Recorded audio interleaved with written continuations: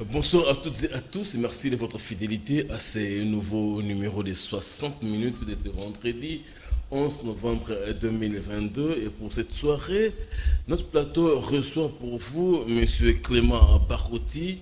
Il est secrétaire national adjoint en charge de la mobilisation de l'Union pour la démocratie et les progrès social UDPS, parti présidentiel, et il est actuellement aussi administrateur à l'Office congolais des contrôles. Ça, c'est pour la partie gouvernance publique, mais pour la politique, il est secrétaire national adjoint en charge de la mobilisation de l'UDPS. Il est alors un des collaborateurs clés ou proches du secrétaire général Augustin Kabouya. Avec Clément Barouti, nous parlerons, vous vous en doutez, de l'actualité de l'or qui reste dominée par l'Est de la RDC, où le FRDC continue à pilonner les positions des 1-23 et les avancées sont significatives. On en parlera avec Nabarout, qu'est-ce que cela représente pour l'UDPS et même pour l'ensemble de l'Union sacrée. Nous parlerons également du dernier périple dans le Okatanga et la Chopo, précisément à Kisangani Lubumbashi,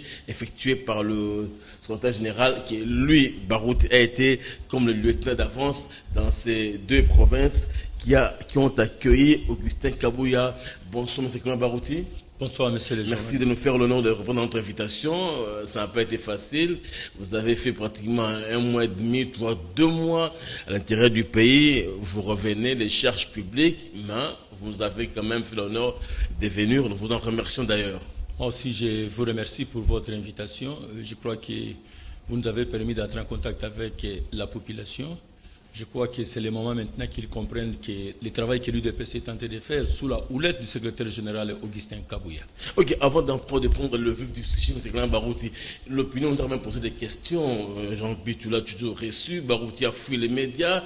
Barouti évite Pengue. Barouti évite Focas.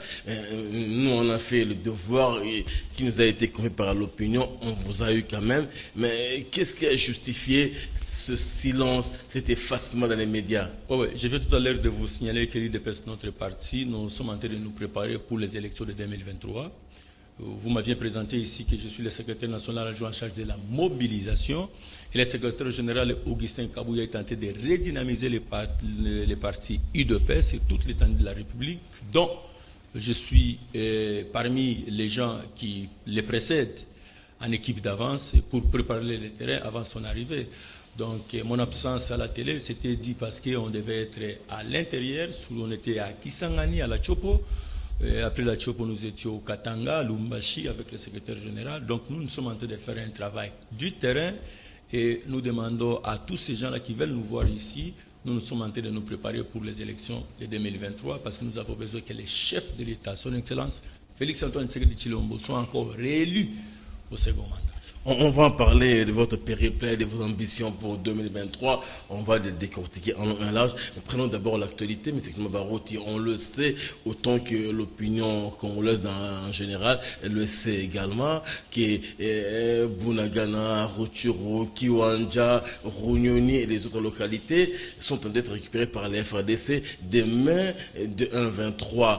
Pour vous, cet épisode-là, actuellement, représente quoi? Est-ce une victoire qui n'appartient qu'à l'UDPS ou au chef de l'État, ou bien c'est la victoire de l'ensemble du peuple congolais? Ce n'est même pas la victoire du chef de l'État, mais c'est la victoire du peuple congolais. Parce que le chef de l'État lui-même a dit le peuple d'abord. Cela veut dire quoi? Les actes que le chef de l'État est tenté de poser, c'est pour chercher à sécuriser le peuple congolais. Vous le savez bien, la partie est de la République démocratique du Congo a toujours été un endroit où n'importe qui peut entrer, il sort, il fait ce qu'il veut, ils prennent nos minéraux, ils vont avec ça. Et depuis l'avènement, le président Félix-Antoine Tshisekedi Tshilombo, il a eu d'abord à mettre en place la diplomatie, il a eu à parler avec tous ces présidents, tous ces gens-là qui font les désolations là-bas chez nous, mais je crois qu'il n'a pas été suivi. Et je crois qu'il a opté maintenant pour la deuxième proposition militaire pour défendre l'intégrité de notre territoire. Et depuis qu'il a pris cette option, je crois que sur le terrain, les gens qu'on croyait être forts, ou qui ne sont pas forts. Mais ils étaient forts parce qu'il y a eu les Congolais qui continuent à soutenir la main de la rébellion pour s'attaquer au peuple congolais. Et aujourd'hui, ils sont cuits. Ils ne savent pas où aller. Et je crois que nous devons dire félicitations au chef de l'État pour sa détermination, pour la protection de son peuple. Et que le peuple sache et comprenne que nous avons un président qui nous manquait depuis longtemps. Si le président Tshisekedi était là depuis longtemps, le peuple n'allait pas mourir inutilement durant plus de 20 ans dans notre pays. Et le preuve est là sur le terrain. Bien évidemment, pour vous, c'est quand même un actif important pour 2023. On va en parler au cours de cette émission. Seulement, on s'est dit que les avancées actuelles des FARDC, sous, bien évidemment, l'égide du chef de l'État, serait une trahison face à ses anciens partenaires politiques, notamment Paul Kagame, avec qui il a longtemps parlé, il a longtemps échangé, ils ont concocté des choses ensemble, mais aujourd'hui, il tourne kazakh, et cela ne serait pas demain pour lui un appendice pour son pouvoir passer. Là, avec les Rwandais, on peut dire c'est pratiquement les points coupés. Vous devez savoir, entre les Congo et les Rwandais, c'est les Rwandais qui bénéficient de la RDC. Nous, on ne bénéficie rien de Rwanda. Les bons voisinages, quand même, il faut le préserver. Les bons voisinages, vous avez suivi les discours du chef de l'État. Il a eu à étaler toutes les rencontres qu'il a eues avec ses voisins. Et il vous a dit que j'ai commencé avec le problème de la diplomatie. On a eu à parler, on a eu à arrêter des histoires, mais ça n'a jamais été respecté. Et je crois... À la face du monde, le FARDC a été présenté comme une armée faible. Elle l'est encore, ce n'est qu'un sursaut factuel, circonstanciel. Dieu merci, le peuple a compris qu'il leur manquait le commandant suprême qu'il faut. Parce que depuis l'avènement de Félix Antoine Tshisekedi Tshilombo, on a compris que le FARDC n'est pas une armée faible. C'est une armée forte et efficace. Et d'ailleurs, c'est ça le message du secrétaire général Augustin Kabuya Lumbashi. Il a dit, cette armée que les gens pensent être faible, ce n'est pas une armée faible. Parce qu'à un certain moment, nous étions liés. Parce que les Rwandais pouvaient acheter les armes comme ils veulent, mais ici, chez nous non plus. Mais lorsque maintenant notre armée est en possession des armes qu'il faut, je crois que tout le monde comprend maintenant que les Rwandais ne pouvaient jamais égaler à la République démocratique du Congo. Et il est temps que les Rwandais comprennent, s'ils s'entêtent, ils seront agenouillés, non pas seulement sur le plan militaire, mais aussi sur le plan économique, parce qu'ils dépendent de Goma.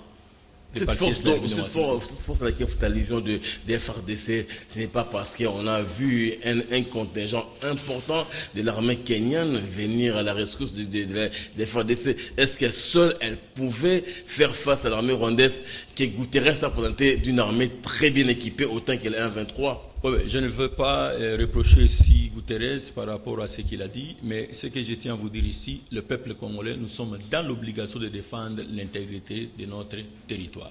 Et c'est ça le travail que les FARDC est en train de faire. Vous le savez très bien comme moi, les FARDC, ce qui leur manquait, c'était aussi le problème des chaînes de commandement. À chaque fois, notre armée pouvait donner un ordre, mais l'ordre d'État, cet ordre arrivait déjà de l'autre côté. Donc l'armée n'était pas couverte. Mais depuis le changement des officiers dans l'armée congolaise, nous comprenons que nos adversaires, les Rwandais, sous couvert de M23, aujourd'hui, ils n'arrivent plus à résister. Donc je tiens à vous signaler que le commandant suprême, bravo à lui, parce qu'il a détecté tout ce qu'il faut, tout ce qui faisait la force de nos ennemis, et il les a mis en déroute. Et je crois que nous qui sommes de l'Est, le jour seulement où le chef de l'État a déclaré qu'il faut que l'ambassadeur rwandais puisse quitter le sol congolais, et c'est depuis ce jour que nous l'avions avalé, parce qu'on cherchait qui peut défier Kagame, qui était un monsieur arrogant devant le peuple congolais. Il parlait d'ailleurs avec beaucoup d'ignorance lorsqu'on lui parlait du peuple congolais. Et je crois qu'aujourd'hui, il ne peut plus le faire. Il est maintenant resté silencieux, parce que celui qui est en face de lui, c'est celui qu'on appelle Fachi Béton. Aujourd'hui, vu l'évolution sur le terrain, peut-on déjà attester que le Congo est victorieux? Le Congo a vaincu l'arrogance ou la mégalomanie de Paul Kagame via le 1-23, bien évidemment. Est-ce qu'on peut dire crier victoire? C'est suffisant. Le fait qu'il ait défenestré du territoire à Vincent Karega, les gens pensent qu'il s'est fait un peu du frein à main. Pourquoi n'est pas... Il y a des gens qui estiment que pour Fachi, il fallait rompre ses relations avec les Rwandais pour qu'on passe à une autre vitesse supérieure. Oui, moi je pense... il y a un peu de frein à main des son chefs. Non, le problème est que la République démocratique du Congo n'est pas un pays qui vit à part. nous sommes dans des organisations. À un certain moment, il y a aussi les responsables des organisations qui nous posent aussi une certaine... et nous proposent aussi d'autres choses. Et je crois que nous devons toujours être à l'écoute de tous ces gens-là. Mais une seule chose est vraie, qu'aujourd'hui, la République démocratique du Congo est en position de force, simplement parce qu'au commandement, le commandant suprême est en train de faire un travail qu'il faut pour protéger le peuple congolais. Et je tiens ici à vous signaler, même le niveau de la morale de notre armée aujourd'hui, c'est tellement élevé que les Rwandais eux-mêmes ont compris que nous ne pouvons plus blaguer avec le Congo. C'est maintenant où on peut dire l'éléphant s'est réveillé. Ce n'est plus le problème des slogans. Quand on dit l'éléphant est réveillé, c'est maintenant où on devait parler de ça. Donc, on attendait que l'arrivée de Félix-Antoine Tshisekedi Tshilombo. Ok, Clément, on va faire un peu de l'histoire de notre pays. Kabila au pouvoir pendant 18 ans, on n'a jamais vu l'ambassadeur d'un pays proche comme le Rwanda, où le Burundi est expulsé. Tshisekedi arrive seulement en moins de 4 ans, il expulse l'ambassadeur rwandais. Ce n'est pas un précédent fâcheux et que dans les années à venir, il peut y avoir des effets boomerang. Je vous ai dit ici que la République du Congo peut vivre sans les Rwandais, mais les Rwandais ne peuvent pas vivre sans la République du Congo. Comme vous le savez, ce qui nous a causé aussi du tort dans ces pays, c'est l'ambassadeur presque humilié, il prend un canot rapide à Béchingobila, le protocole est vraiment réduit. Ce n'est pas une première dans le monde. Ce n'est pas une première dans le monde. Mais on aurait pu le faire sortir avec un peu de respect. C'est une façon de vous dire que nous ne pouvons plus supporter des bêtises. Vous venez tout à l'heure de me parler de la gestion de Kabila pendant 18 ans. C'est cette gestion-là qui a permis à la République du Congo de faire le mixage et le brassage. Et pendant ce temps, il y a eu les Rwandais qui ont infiltré toutes nos institutions. Et je crois que le grand travail que le président Félix est tenté de faire, c'est de dédouaner le Congo entre les mains de ces gens-là. Et aujourd'hui, ce que vous êtes en train de voir avec l'armée, nous sommes maintenant au dernier virage. Les déboulonnements sur le plan militaire. Parce qu'on a y réussi les déboulonnements sur le plan politique, on a y réussi sur le plan diplomatique, mais la dernière phase, c'était sur le plan militaire. Et c'est ce qui se passe maintenant. Et je sais que ça, c'est l'indépendance du peuple congolais. Parce qu'en dehors de l'indépendance que la Belgique nous a donnée, le petit Rwanda nous a pris aussi en otage dans ces pays. Et aujourd'hui, nous pouvons parler que nous allons maintenant vers l'indépendance totale de la République du Congo avec les fils propres de pères et de mères qui a les soucis de ces pays, et je crois c'est ce qu'il est tenté de nous montrer à la face du monde. Ok, quelques heures avant cette offensive des FRDC, le chef de l'État fait un appel à la mobilisation générale des forces vives de la nation. UDPS, vous l'avez salué. Et vu de votre parti, comment vous appréciez cet appel à la mobilisation? Comment il a été perçu par d'autres forces politiques, notamment l'UNC de Vital Kamerhe? Nous en réalité, les partenaires politiques comment ont-ils accueilli selon vous? Nous en réalité, on ne s'occupe pas de ce qui se passe dans d'autres maisons, dans d'autres partis politiques. Nous, notre problème, c'est beaucoup plus le peuple congolais.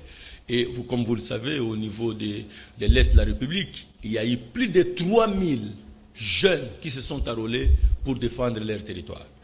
Et je suis en train de suivre encore au niveau de Kisangani, il y a eu des marches. À Bandundu, il y a eu des marches, il y a des réactions presque partout. Donc les gens sont compris, il y a une complicité entre le chef de l'État et sa population. Et c'est ce qui est important pour nous. Alors, mais vous pensez-vous que cet appel-là est assez accompagné, ou bien il y a encore des gens qui les font avec du bémol, un peu de sourire? Non, une seule chose est vraie, qu'il y a certains, je ne vais pas citer le nom, il y a certains opposants qui pensaient que cette rébellion, c'est un moyen pour fléchir le chef de l'État. Et ils ne savaient pas que le chef de l'État avait une autre prise qu'ils ne comprenaient pas. Et cette prise, c'est maintenant, il vient de lâcher, et tout le monde a compris que les sourires du chef de l'État, ce n'est pas parce qu'il est faible, c'est parce qu'il sait attendre à quel moment il faut récupérer l'ennemi. Et je crois qu'au jour d'aujourd'hui, le Rwanda a compris que Tshisekedi est le fils des Sphinx. Et si on l'appelle béton, ce n'est pas seulement ici. C'est pour l'Afrique aussi. Non, mais il pouvait aussi faire quelque chose comme des bons offices, approcher les forces politiques, leur expliquer des quoi il s'agit. On doit défendre le pays, taiser un peu vos différences, vos divergences, avançons vers le destin qui est commun pour tout le monde. Le chef de l'État en a fait.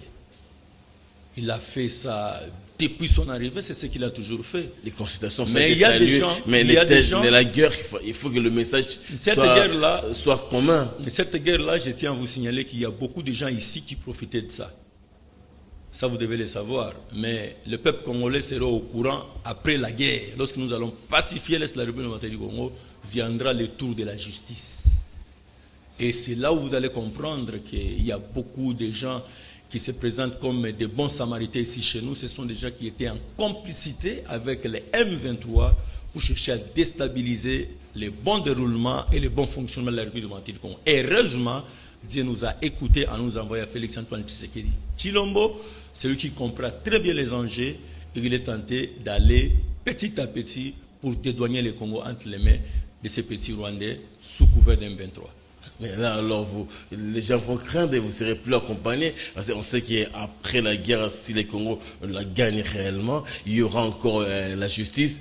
Les gens pourraient se retourner contre l'UDPS ou le chef de l'État lui-même parce qu'ils estiment que si la guerre se finit, se termine en faveur du Congo, il y aura la justice. Mais et si les gens seront écroués. Les gens auront peur de l'accompagner finalement. Non, s'ils ont repère, cela veut dire qu'ils sont parmi les gens qui ont tué le peuple congolais ensemble avec les M23.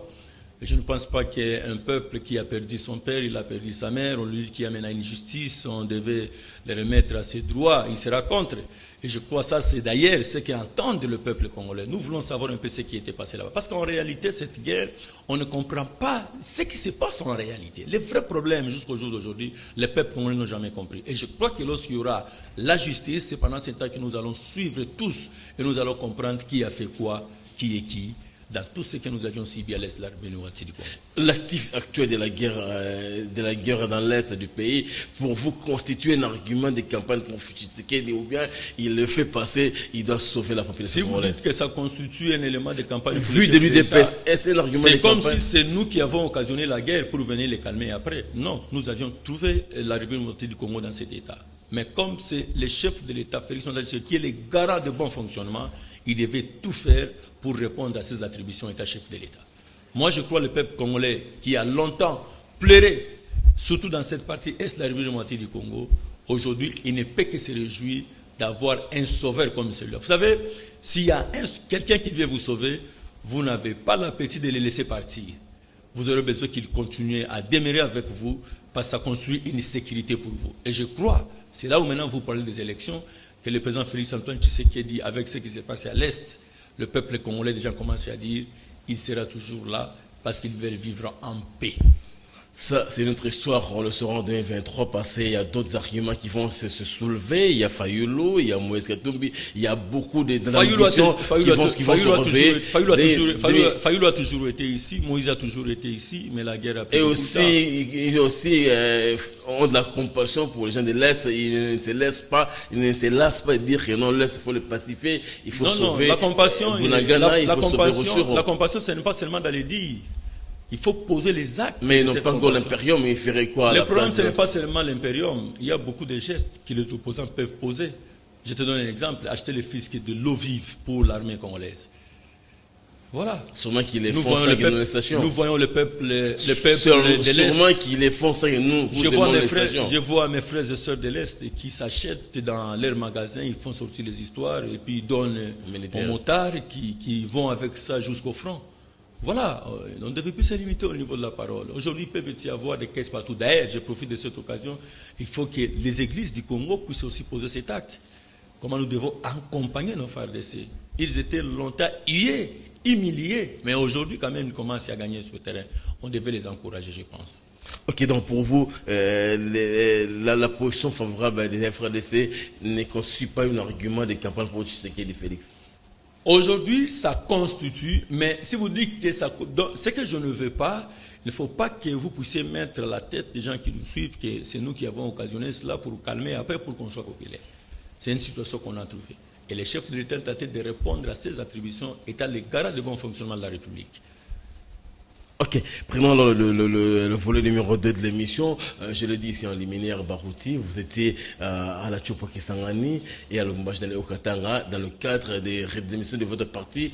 Et là, il y a une opinion qui est très assez critique, qui estime que l'UDPS est déjà en campagne. On a vu qu'il y a des vents, des foules immenses.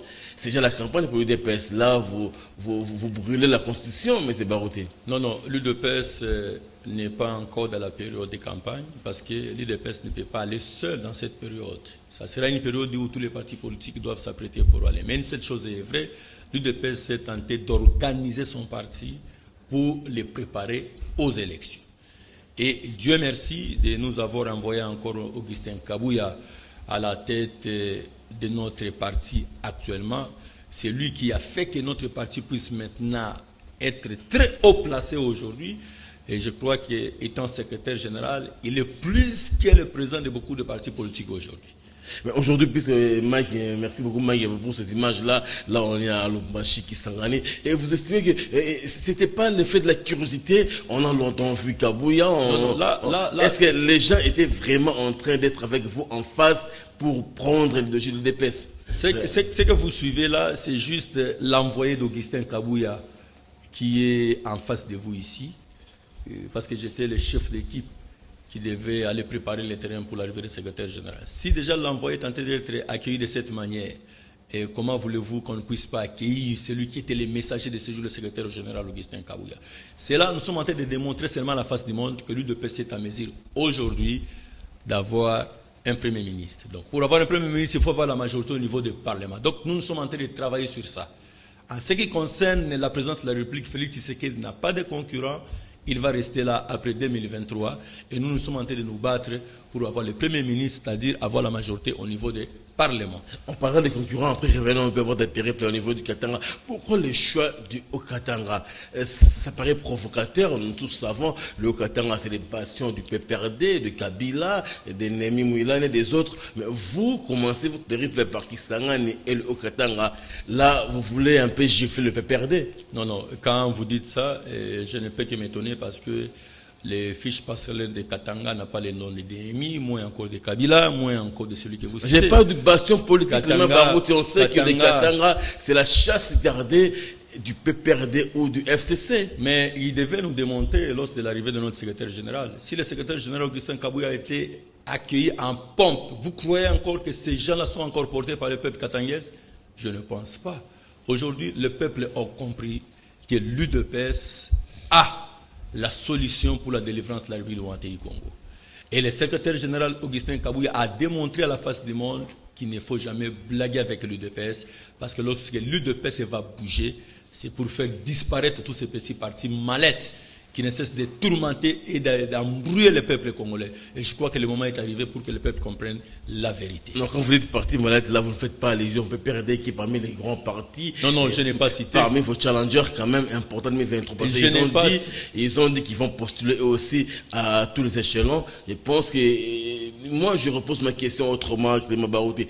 Pourquoi le choix des Katanga parmi les deux grandes provinces avec lequel vous avez commencé votre période? Pourquoi Katanga? Est-ce que Katanga n'est pas une partie de la République du Congo? Vous commencerez au Kassai, qui est votre fief naturel. L'UDPS est le parti les mieux implantés sur toute l'étendue de la République du Congo. On n'a pas commencé au Katanga. Nous étions au Congo central. Nous sommes partis à Bandundu. Nous sommes allés à La Chopo. Et par après, nous sommes partis au Katanga. Et demain, vous allez entendre que nous serons à l'Équateur, nous serons au Maniema. Là, vous allez dire encore les bastions de ceci, les bastions de cela. Et tout ce peuple-là, ils n'ont pas vu la gestion de ces gens-là. Ils ont vu. Ils ont compris que c'est le temps où nous devons soutenir les partis qui ont le souci du peuple congolais. Le chef de l'État qui est tenté de se battre, Félix-Antoine Tshisekedi, pour nous, nous ne pouvons que lui remercier en accueillant favorablement son secrétaire général, parce que le peuple nous ont promis qu'il faut que l'UDPS puisse avoir un premier ministre. Regarde.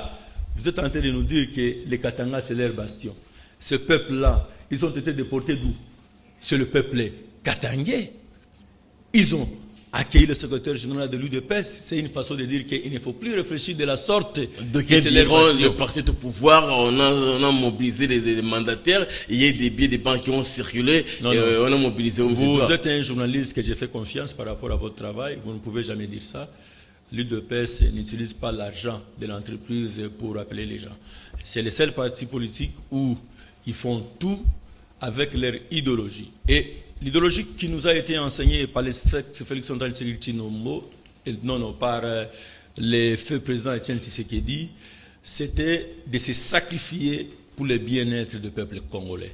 Et je crois, si un combattant va dans de telles activités, il n'a rien reçu, il les fait parce qu'il aime son parti et il a compris l'idéologie des Sphinx. Et il veut montrer à la face du monde que le chef de l'État est soutenu.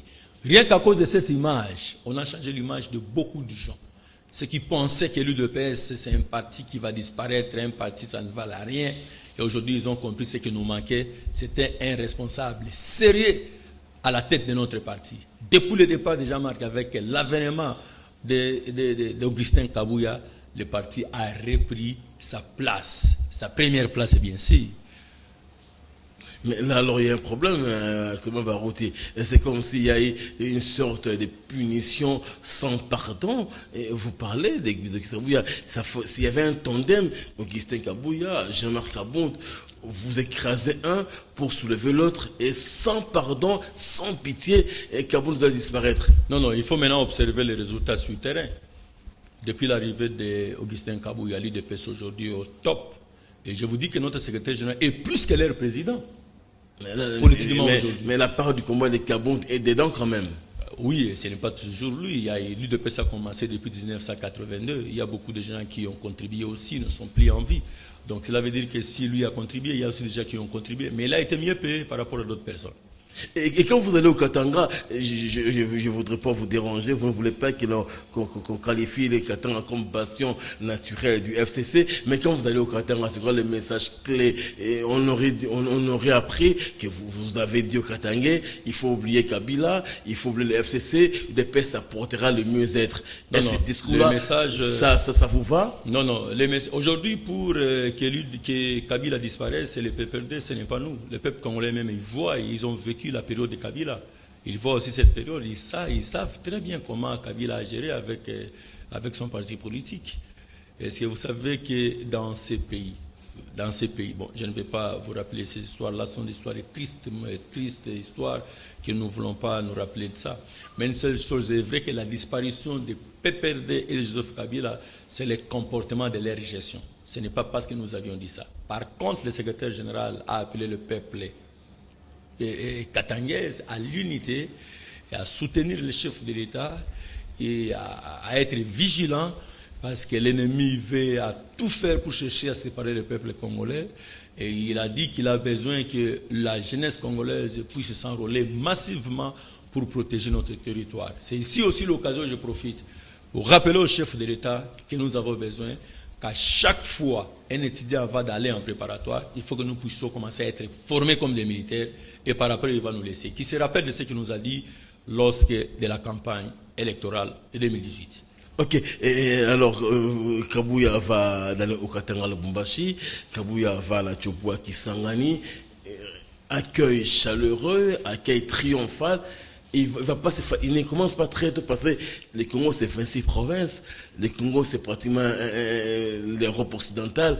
Il commence comme ça, ne va-t-il pas se fatiguer? Non, il est en train de redynamiser les partis. Et il n'est pas encore pendant la période de la campagne. Mais il ne faut pas oublier qu'on l'appelle AK-40, AK-47. C'est l'appellation d'Inar, je vous rappelle seulement. Donc c'est un monsieur très efficace. Donc il est en train de prouver à la face du monde qu'avec lui, parce qu'il s'est donné une mission, que nous aussi, nous sommes en train de le regarder avec un œil vigilant. Et la mission, c'est quoi? Il a tout intérêt de donner à l'UDPS la majorité parlementaire aux élections de 2023. Donc il a fixé un target de 252 députés. C'est de là que nous sommes en train de nous battre. Voilà pourquoi nous devons organiser les partis, redynamiser les partis pour que nous puissions gagner réellement la majorité au niveau des partis. Et pendant ce temps, les opposants que vous parlez, ils dorment et ils cherchent la négociation. Ils ne dorment pas. Fayoul va rentrer ce samedi. Il rentre pour lui aussi redynamiser les idées, pour aussi apporter son plus à FRDC. Il rentre pour annoncer officiellement qu'il sera challenger de Félix Tshisekedi en 2023. Tant mieux, mais il doit savoir que l'FRDC a un commandant suprême. Il est congolais, le gamin, il peut apporter un plus. C'est ce que je vous dis. S'il appuie les FARDC, je ne refuse pas. Mais il doit savoir et il doit faire retenir les FARDC à un commandant suprême. Néanmoins, vous accompagnez Kabouya pour vous laisser les challengers évoluer politiquement, ne vous gênerait pas. Accompagner, je n'ai pas compris la question. Non, vous accompagnez Kabouya dans son périple à travers les provinces. Non, on ne l'accompagne pas. Nous sommes avec lui. Son travail, c'est mon travail. Ok. Moi, je ne l'accompagne pas. Nous sommes en train de travailler avec lui. C'est le parti. C'est lui maintenant qui porte la marque de l'UDPS. Et tout celui qui est de l'UDPS ne devait pas l'accompagner, devait être avec lui. Oui. Donc c'est l'UDPS dans son ensemble qui est derrière la nouvelle vision de notre secrétaire général Augustin Kabouya. Parce qu'il est en train de miser, je vous ai dit ici, le target, c'est 252 députés. C'est un travail, il doit vraiment faire un effort pour atteindre ces targets-là. Ce n'est pas facile, vous le savez. Et je crois qu'après avoir paralysé la Chopo, paralysé les Katanga, on va encore bientôt paralyser, je ne sais pas, Maniema, c'est l'Équateur. Donc ça prouve déjà que l'UDPS a repris sa place. Et vous dites que le message... Et quand l'UDPS récupère sa place, c'est la disparition des partis mallettes. Et vous avez dit que non, le message était assez important. Avez-vous senti qu'il y a la population du Katanga, de la Chopo, la population vous a vraiment compris et le message a été assimilé? Je ne peux même pas parler par rapport à ça ici, parce que si vous suivez déjà les images, je vous informe que le secrétaire général n'a pas eu le temps de quitter le véhicule pour atteindre le podium. Il n'y a pas eu moyen. Plein d'une manière que tu ne peux pas comprendre. Donc il était obligé de monter au-dessus des véhicules pour communiquer. Oui. Et sa communication, c'était tellement importante et les peuples katangais l'ont accepté et ils lui ont promis beaucoup de choses dont je ne peux pas révéler ici. Cela doit rester dans les rapports de notre parti. Ok, parlons un peu de vous brièvement. Thomas Barouti, fils maison de la Chopo, on vous a vu à travers les images, accueilli aussi comme un fils du terroir. Et pensez-vous que cette fibre-là, avec vos mamans qui vous ont vu grandir, vos papas, vos oncles, vos grands frères, cette fibre-là vous a vraiment manqué? Il fallait refaire l'unité là? Mais je tiens d'abord à saluer les Chopolais et les Chopolaises qui m'ont accueilli avec pompe, moi qui ai été envoyé par le secrétaire général. Donc le problème de ma province, c'était de voir leurs fils être d'abord nommés par les chefs de l'État, c'était une fierté. Et quand je suis descendu là où j'avais fait mon école primaire, c'était grave. Et tous m'ont dit, vous devez postuler ici chez nous. C'est nous-mêmes qui allons te porter et faire de vous un député national. Donc, je vous informe déjà, ma présentation à la Chopo par le secrétaire général, il m'a présenté comme une pièce de rechange. Donc, au jour d'aujourd'hui, nous avons besoin d'une nouvelle classe politique congolaise, dont l'un de cette pièce est devant vous, avec une idéologie nouvelle de travail pour l'intérêt du peuple congolais. Vous savez, ma province a vraiment reculé. Et si vous regardez ce qui se passe chez moi, là-bas, c'est ma province, j'appelle ça même une province-village. Donc, rien n'a évolué. Par contre, il y a eu des reculs. Alors, on a besoin de pièces de rechange comme nous, qui avons reçu l'idéologie de Sphinx, Etienne Tshisekedi Wamulumba, et aujourd'hui encadré par Félix Tshisekedi, accompagné par le secrétaire général Augustin Kabouya, pour en faire en sorte que cette lumière paraisse aussi dans ma province. Donc, de ce côté, ne vous inquiétez pas, j'ai été bien reçu, comme vous êtes en train de le voir, et ils sont en train de m'appeler. D'ailleurs, je serai obligé d'être avec eux au mois de décembre pour aller communier ensemble avec eux. Ok, puisque vous êtes parti de la Chopo jusqu'au Katanga, un périple important, ressenti par vous-même, votre ressenti, si vous faites une mention de ces périples-là pilotés par Augustin Kabouya, vous direz quoi? Très bien, excellent, moyen. Non, de là, ce n'est même pas moi, mais je ne vais pas aussi récupérer les propos de la RFI ici. La RFI a dit, parce qu'avant nous, à la Chopo, il y a eu Moïse Katumbi qui était passé. Il y a aussi Kamer qui était passé, et on a dit que Moïse Katumbi, il y a eu des gens, et Kamer, il y a eu des gens, mais avec Augustin Kabouya, ce sont des marées humaines. La RFI a fait une différence.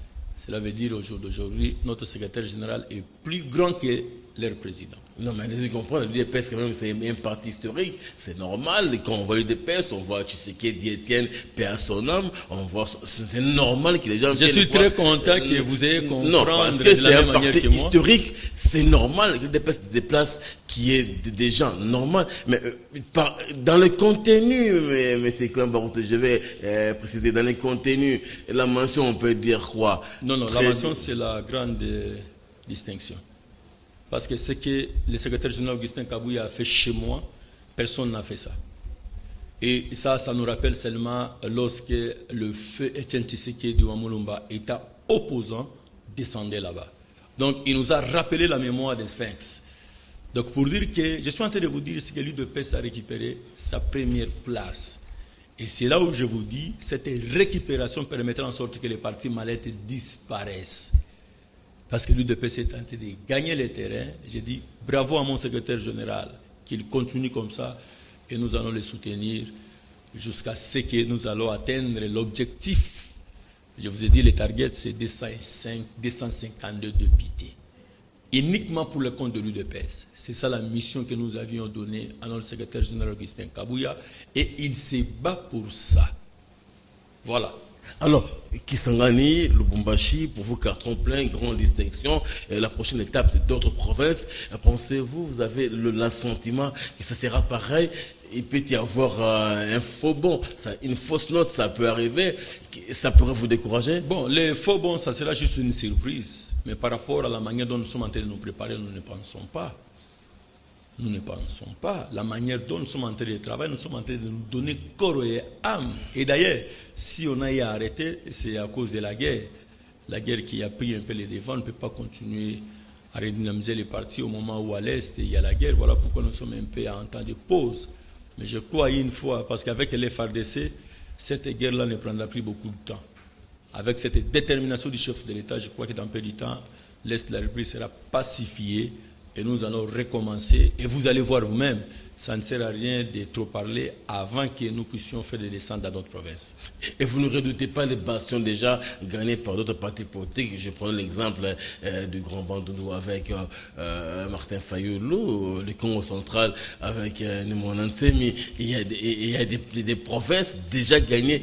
L'UDPS devra faire un peu profil bas pour gagner l'opinion de ces côtés-là. Non, profil bas, nous pouvons le faire après les premiers tours des élections. Mais maintenant, là, nous allons nous battre d'abord, afin que nous puissions savoir quelle est la part de tout et chacun. Parce qu'il y a des gens qui vous les attribuent des provinces, qu'en réalité, ils ne sont pas propriétaires de la province. Comme vous parlez des bastions du PPDC au Katanga. Je vous dis, c'est une image de 2006 que vous avez. Mais aujourd'hui, ce n'est plus le cas. Vous avez vu comment le secrétaire général a été accueilli avec pompe. Et je crois qu'à mon avis, de la manière dont nous sommes en train de travailler, partout où nous passerons, ça sera pareil.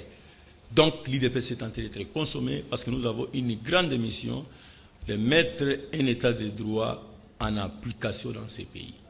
Parce que le feu Étienne Tshisekedi Wamulumba était le prédicateur d'un état de droit. Mais celui qui est en train de mettre cela en pratique, c'est Félix Antoine Tshisekedi Tshilombo. Au niveau du parti, c'est Augustin Kabouya qui est tenté de planifier le terrain pour que tout se passe calmement. Parlons du parti d'ailleurs, il y a un de vos membres importants, au-delà du fait qu'il y a eu une incartade entre lui et la justice, il y en a personne, je pense que c'est Jean-Marc Aboud. Son absence, vous le regrettez quand même parce qu'il a été un fils important pour vous, un partenaire très sérieux qui a contribué. Quand Kabound vous quitte, l'UDPS est ébranlé, est menacé. Mais il faut voir les résultats après son départ. Je vous dis ce que Kabouya, c'est un peu de flatteur quand il se retrouve de la prison, ça peut changer les visages. Ce que Kabouya a fait à la Chopo, personne n'a jamais fait ça. Katoumbi est passé là-bas, Moïse Kamere est passé là-bas, mais ce que Kabouya a fait, personne n'a jamais fait ça.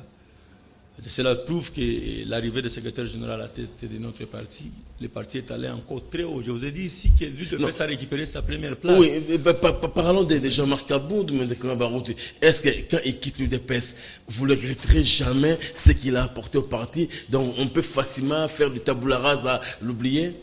Je tiens à vous signaler ici tout à l'heure que l'arrivée du secrétaire général Augustin Kabouya nous a fait en sorte que nous puissions oublier celui que vous êtes tenté d'appeler là, que je ne vais pas citer son nom, parce que l'UDPS est tenté d'aller en avant. Nous sommes en train de nous fixer un objectif. Les targets, je vous ai dit, c'est 252 députés. Je ne fais que répéter ça pour que vous compreniez la mission actuelle de notre parti, conduite sous la houlette du secrétaire général Augustin Kabouya. Donc c'est là où nous allons. Donc d'autres choses que vous êtes tenté d'évoquer, on n'est pas là-bas.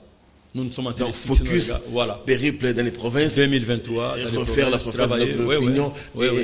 Et là, je me dis, peut-être, ça peut être pour vous une occasion de refaire le discours. Les gens disent que non, 3 ans après, Félix n'a pas tout réussi. Maintenant, il veut faire Mais dans 3 ans, si on ne restera pas tout dans un chantier comme la ville du Congo. Au vu de l'ambition affichée, mais dans 3 ans après, vous ne pouvez pas tout faire au moment où le pays était d'abord en otage. Dans 3 ans après, vous ne pouvez pas tout faire au moment où les entreprises, les richesses, la sécurité du pays étaient contrôlées à l'extérieur. Vous ne pouvez pas tout faire dans 3 ans au moment où l'argent de la République partait dans des maisons des individus, à des poches des individus. Vous ne pouvez pas tout faire dans 3 ans au moment où l'État congolais n'avait rien comme entreprise. Toutes les entreprises étaient venues des particuliers. Vous ne pouvez pas faire tout dans 3 ans au moment où le pays était enchaîné, enclavé, au profit de quelques individus. Le problème, c'était d'abord de chercher à dédouaner les Congos. C'est ce que le président Félix est tenté de faire. Et je vous ai dit, la dernière virage, comme je suis en train de vous le dire, c'est le déboulonnement sur le plan militaire. Politiquement, nous avions déjà réussi. C'est maintenant sur le plan militaire que nous sommes en train de réussir aussi avec les commandants suprêmes. Donc, il faut comprendre que tout le monde qui soutient aujourd'hui les FARDC, il doit avoir la mémoire de prier aussi pour le chef de l'État, qui est le commandant suprême avec son impulsion. Parce que ça ne sert seulement à rien de soutenir, et surtout, il faut le soutien spirituel aussi.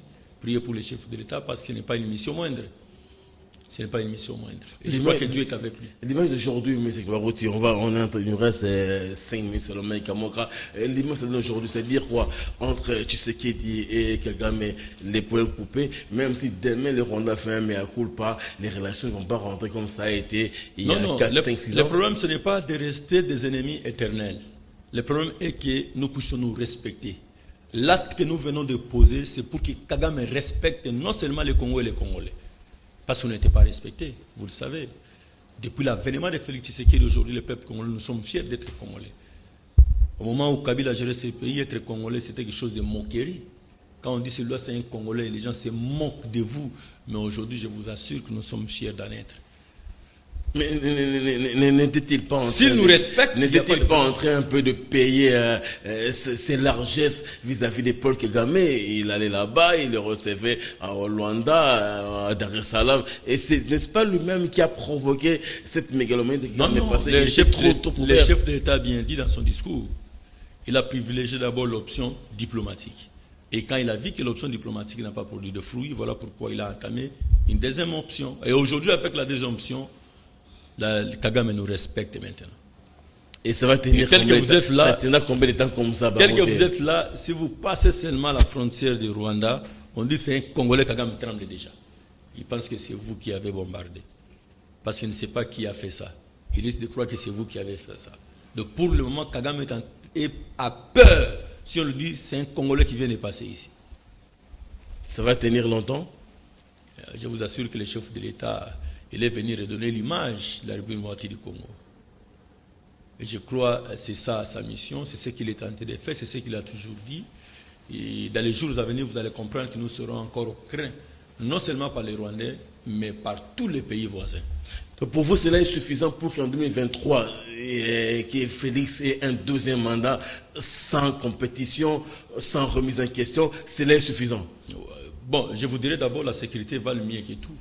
Vous pouvez avoir de l'argent, mais s'il n'y a pas de sécurité, on peut vous ravir ça. Rien qu'en cause de problèmes sécuritaires, déjà les élections est gagné pour lui.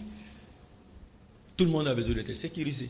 Et si le chef de l'État a décidé de nous sécuriser, pourquoi ne pas lui donner encore le deuxième mandat? Au moment où on avait un régime qui ne connaissait même pas qu'il y a un peuple, qu'il faut le protéger, qu'il faut l'apporter ceci, qu'il faut le scolariser, qu'il faut le faire ceci. Ils faisaient tout au profit de leurs enfants et de leurs femmes. Mais avec l'arrivée de Félix Antoine Tshisekedi Tshilombo, il travaille pour l'intérêt de son peuple. Et le peuple ne peut qu'être avec lui et l'accompagner. Voilà pourquoi nous sommes en train de nous battre, parce que ces mandats, on n'a pas eu vraiment le temps de mettre en exercice tout ce qu'on avait. Voilà pourquoi nous sommes en train de nous battre pour avoir la majorité. Ok, et revenons un peu, il nous reste quelques minutes, revenons un peu à votre voyage à Kisangani, à Lubumbashi. Comment Barouti, sincèrement parlant, sans hypocrisie, vous vous sentez regaillardi à travers le travail abattu par Kabouya dans les deux provinces? Mais je vous dis que l'UDPS a récupéré sa première place d'un parti Et comme on a toujours été l'UDPS. C'est-à-dire quoi? On avait déjà perdu. Devant Tshisekedi, Kabouya a une confiance totale au chef de l'État. On avait perdu quelques substances. Et lorsque Jean-Marc était à la tête de notre parti, et depuis l'arrivée de C.G. Kabouya, nous sommes maintenant complets. Et l'UDPS a repris sa place. Et ceux qui nous regardaient de loin comme quelque chose à dénigrer, ils ont compris que l'UDPS a récupéré sa place. Et je vous dis, les réveils de l'UDPS, face à chef de l'État, la confiance est absolue. Oui, et ce n'est pas à moi de vous dire ça, mais je ne peux quand même confirmer que le travail qu'il est tenté de faire mérite cela. Il mérite par rapport à son travail. Ce n'est pas parce qu'il est Kabouya. Il mérite cette confiance parce que sur le terrain, par rapport à ce qu'il fait à cause de l'UDPS, moi je pense qu'il mérite tout ça. Il n'a pas seulement la confiance du chef de l'État, il a aussi la confiance des combattants et des combattantes. Moi d'ailleurs, il a ma confiance à 120%. Mais on va arrêter. C'est paradoxal, Kabouya est patron du parti, mais il n'aime pas les fonctions. Il préfère rester à son bureau du parti parce qu'il est trop humble, ou il a peur d'être là où sont les autres. Notre patrimoine à protéger, c'est d'abord les partis. Parce que c'est les partis qui font de nous les chefs de l'État, c'est les partis qui font de nous les députés, c'est les partis qui font de nous les mandataires, c'est les partis qui font de nous tout. Donc l'intérêt beaucoup plus à protéger, c'est les partis. Et lui, là, il ne saisit les partis. Oui, c'est pour dire qu'il a compris qu'il faut d'abord soigner les partis et le reste viendra après. Si je suis mandataire aujourd'hui, c'est à cause de mon parti. Si le chef de l'État est là, c'est à cause de notre parti. Donc notre patrimoine à protéger, c'est l'UDPS. Donc si il est en train de protéger les partis, il ne peut qu'avoir notre soutien et le soutien de tout le monde qui comprend ce que je vais vous dire. On termine ici en 2023, l'UDPS aura des alliances? Là, je ne sais pas encore. Ce n'est pas le moment de prononcer. Et puis surtout, je n'ai pas le mandat de prononcer sur ça. Cela revient au secrétaire général. Et si le parti aura au Congrès, lorsque nous irons peut-être au Congrès, on va prononcer sur ça. Mais pour le moment, ce n'est pas encore le moment. Pour le moment, c'est redynamiser à travers les provinces. Pour le moment, redynamiser, aller dans les provinces et puis travailler d'abord votre propre effort. Parce que même si nous allons le mettre ensemble, il faut qu'on sache qui a amené quoi. Voilà, c'est ce que nous sommes en train de faire. Et nous avons besoin d'amener un gros morceau pour que nous puissions avoir le Premier ministre, qui cela veut dire la majorité au niveau des parlements. Merci Clément Barouti. Dernière question, après le Kisangani, Lubumbashi, la prochaine étape, on peut pas pour autant donner un passé, c'est aussi stratégiquement parlant. Non, nous attendons et cela revient à mon secrétaire général Augustin Kabouya, c'est lui qui programme tout ça, c'est lui qui va nous annoncer que voilà, nous allons maintenant tendre notre boussole dans telle province. Et nous sommes en train d'attendre pour suivre l'ordre de la hiérarchie. Et chez nous, nous respectons l'ordre de la hiérarchie. Monsieur Clément Barouti, nous vous remercions d'avoir été présent pendant ces 60 minutes. Merci d'être avec nous. Merci, et en espérant qu'il y ait d'autres questions qui restent, si l'intérêt est là, on vous fera appel, vous répondrez présent. En tout cas, merci beaucoup. Je tiens à vous remercier. Je remercie tous ceux qui sont dans notre studio de CCTV, les responsables, vous-même, et les gens qui nous ont suivis, Canal Kin, et vous-même qui nous avez accueillis ici chez vous. Et je tiens à saluer mon secrétaire général. Je lui dis qu'il puisse encore continuer dans cette allure. Et tous nous sommes derrière lui. Au chef de l'État, je ne peux que lui dire, sa détermination nous rend forts, efficaces, gaillards. Merci, c'est par ces mots de Martin Clément Barouti que nous mettons un terme à cette émission 60 minutes, c'est vendredi 11 novembre 2022. Le rendez-vous est pris très prochainement pour un autre numéro. Merci à Frédéric Tankidi, Parbola, Mike Amon, qui est parti pour la partie YouTube. Ne ratez pas une clic vers notre chaîne YouTube. L'émission est toujours là et même en replay. Merci d'avoir été notre le vendredi prochain, un autre invité avec le même plaisir. Bonne soirée chez vous. À la prochaine, Inch'Allah.